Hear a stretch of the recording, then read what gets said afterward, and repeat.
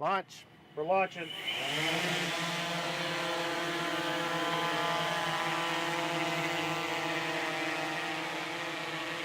Time in air, 4 minutes, 30 seconds.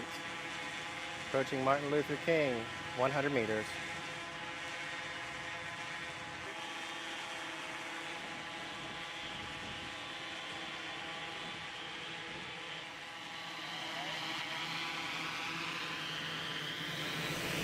All right, aircraft has successfully landed.